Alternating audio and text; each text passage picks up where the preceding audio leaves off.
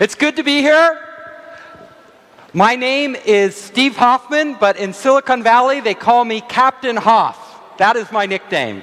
I am the captain of Founderspace, and Founderspace is an incubator and accelerator. It went black. Here we go. Yeah, an incubator and accelerator that works all over the world. So I spend 70% of my time traveling the globe looking at new technology. We have over 50 partners in 22 countries. And Founderspace has been rated by Forbes magazine as the #1 accelerator for overseas startups in Silicon Valley. We have had many famous startups in our co-working space, Soma Central, like Instagram, AngelList, Foursquare, and today I'm going to talk about some of the technologies that most fascinate me. So, technologies are the future of the brain, our human brain, and where it is headed with technology. So if we examine our brain, we will realize that for over 100,000 years, our brain has remained the same. But the world around us has changed radically. So think about it. We have the same brain as a prehistoric cave person, as a Neanderthals, it's the same brain. But the world has totally changed. That is the power of our brain. It's very elastic. It can reprogram itself. But now, we're going to begin to change our brains. And we are doing this with new technology. Now, some of the basic technology out there, EEG, allows you to actually measure your brain waves. And these devices can tell if your concentration levels. They can be used to actually move a cursor on a screen. There are applications for these devices in entertainment. They're working on them for controls for games. In medical, these devices are being used for conditions like PTSD, post-traumatic stress disorder, and ADHD, and other conditions. And they're being used for education. They have applications now for children to study. And they measure their concentration levels and can actually change the applications as the children learns. But where we're headed, and let me tell you, 1 minute, is these devices are now capable of actually recording dreams, but not in a very granular way. In a very primitive way, they can actually capture and identify what a person is dreaming. So they have done studies where they've hooked these devices up to a person's head, they've had them dream, they woke them up, and then they asked them to recall memories in their dreams. And they read the patterns of the brain. And then the person goes back to sleep, and if they dream of the same things, they can recognize those patterns. That is just the beginning of where we are headed. Right now, scientists in laboratories around the world are developing brain chips. Now, these are chips that can be inserted into the brain, and they are wireless. And let me show you. They have actually had a monkey that broke its back. So its spinal cord was severed. The monkey was paralyzed from the waist down. But they inserted a chip in the monkey's brain, and then they inserted another chip in its lower spine. And they allowed the brain to communicate with the lower spine. As soon as they did this, the monkey could walk again. That is amazing. Totally amazing. So they could actually transmit the thoughts of the monkey wirelessly to parts of the body. But it gets even more amazing than that. So they now have, in a laboratory, monkeys with chips in their brain. And then they have an electric wheelchair. And just by thinking, Just with the thought of the monkey, they can drive the wheelchair around. Think about that. If a monkey can do that, what could you do if you had that chip in your brain? They have also done experiments with monkeys with a chip in their brain and a robotic arm. And the monkey, just by thinking, can reach out and grab something like food and feed itself. That is amazing if you think about it. So the monkey's thoughts are actually able to control things outside their body. So when we start to think about the future, about where technology is headed, this is where we're going. We will have brain chips in humans. And the people who will get those brain chips first are people who suffer from severe medical conditions. So if you have a severe medical condition, like you're paralyzed from the neck down, or you suffer a brain disorder like Alzheimer's disease or Parkinson's disease, and that brain chip can restore your quality of life, would you hesitate to get the chip? No, of course not. You would say, put the chip in my brain. So that is starting right now, these experiments. And even more interesting, scientists have done experiments with rats, and they have chips in the rat's brain. And what they did was they taught a rat how to do certain things. And when the rat did all these complex things, it could get food. Now, it took the rat weeks to learn that. Weeks. But then they hooked the rat's brain chip to the internet. And they had another rat in another city. And instantly they connected those two rats' brains. And do you know what happened? The other rat knew how to get the food right away. It didn't have to learn anything. The knowledge was transferred from one brain of a living animal to another brain. That is amazing. That opens up a world of possibilities. Because if they can do that in rats today, imagine 10 years from now what they can do in humans. And we will go there. So, mind-to-mind communication. This is something of science fiction that we all read about. But this is actually possible today, as I just showed you. So there will come a point where if we have a chip in our brain, and you out there have a chip in your brain, we can communicate. We can communicate without talking. We can communicate when you're halfway around the world. And we can exchange knowledge. So, if you look at a world where we have these chips that are connected to the internet, all of a sudden, every piece of information on the internet becomes accessible to our minds.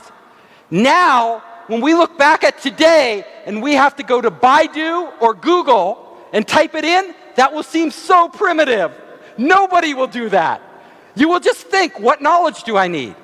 And it will appear there for you to use. But it gets even weirder, stranger.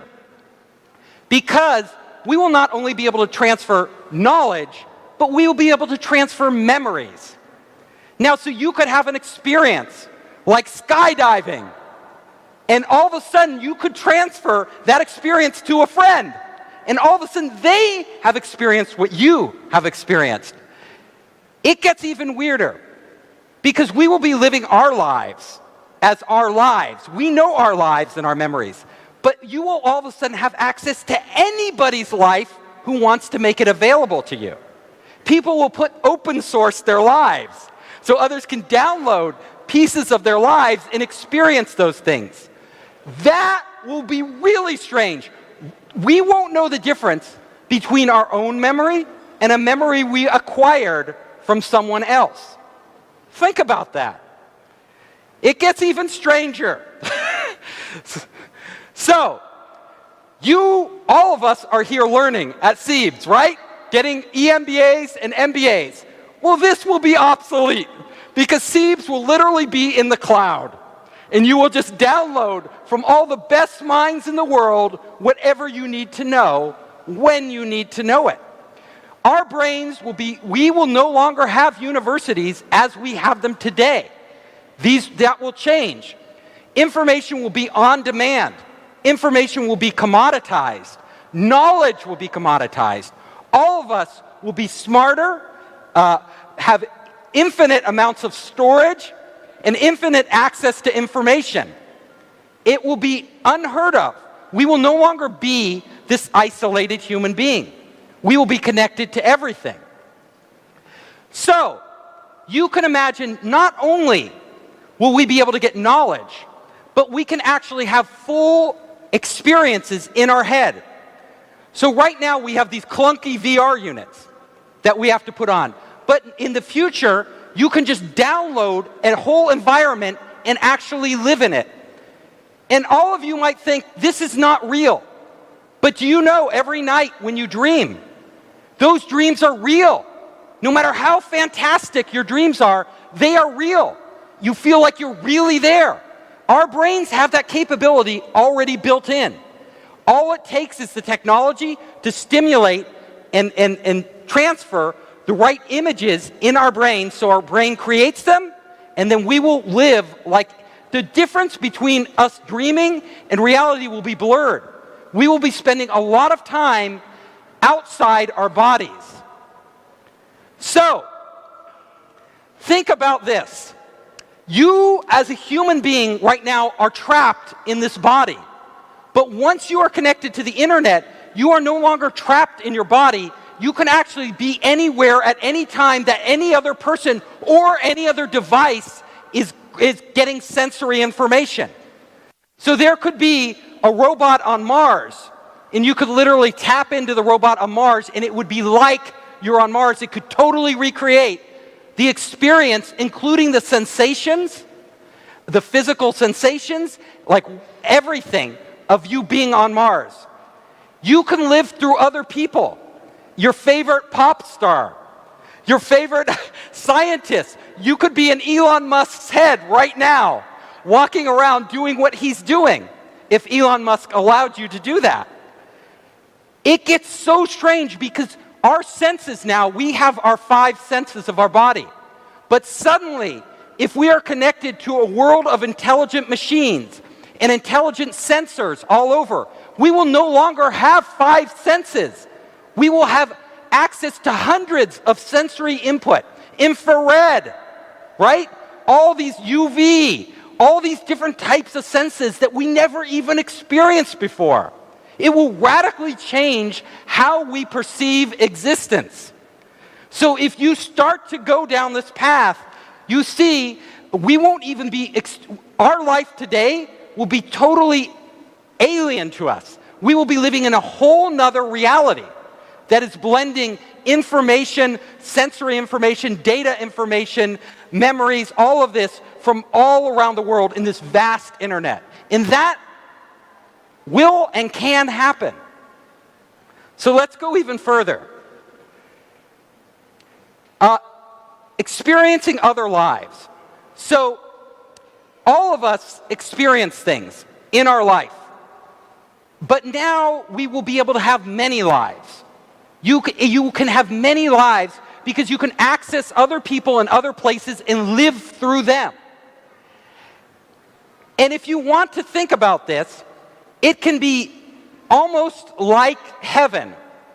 Why do I say this? Because if you study every major religion in the world, every religion, Buddhism, Christianity, Hinduism, what those religions promise us is that we will escape our bodies in the future. We will go to some heaven or nirvana or a state of non-being or a state of inclusiveness with everybody. No longer will we and our consciousness be confined to our bodies as an individual. In fact, if you look at us right now as a human being, if I feel pain, if I'm in pain, nobody else can feel the pain I feel. If you're in pain, I can't feel your pain. I can feel sorry for you. I can empathize with you, but I cannot feel your pain. But in this world, we will actually be able to feel the emotions of other people. You can actually not just transfer data and sensory information, but emotions. I would know your pain, you would know our pain, and human beings would never be alone. So, we will come to a point where we, as gods, like gods, will be creating our own reality. We will be redefining what the human experience is for the first time in history. This can happen, and it will happen, but what we want to think about is this. Technology is really powerful. The internet, being connected, is really powerful. But we've already seen, in a very primitive way, just with our cell phones, these primitive devices, how it can totally change our life. Like all of our lives are changed by WeChat. All of our lives are changed by the internet. Well, we are embarking on a path now where we will become the internet. The internet will become us. They will be inseparable. We'll have our storage and everything else all over the place. And when we do that, we have to understand that this is a big responsibility. It's something we as a society, we as the human race, must think about very, very carefully. Because imagine, people can hack your cell phone now. People can hack your computer, and it can be bad. They can steal your banking information, take all your money. They can steal your identity, but they can't really hurt you. In the future, though, if somebody hacks into your head because it's connected to the internet, they can steal you. They could actually steal you. They can implant memories in your head that you don't have. They could erase memories. They could control you in ways that you wouldn't even know you're being controlled. Is this scary? So I painted on the hand a heaven, but there is also a hell, right? This is heaven and hell. We are on the cusp of this technology that is so powerful and has the potential to so radically transform our lives and our existence, and we have to be very careful about how we do this. We don't want people controlling us. So think about this. Think very carefully. Everybody in this room are very smart people. You're all highly educated. We are going to be making these decisions that lay the groundwork for this technology in our lifetime. And those decisions will affect the rest of humanity more than any decisions we have made in the past. So I wanted to thank you. I am the author also of this book, Making Elephants Fly, published by Zhang Xin. And I love China. I travel here all the time looking at new technologies. And I just want to say it has been a pleasure being here. Thank you so much.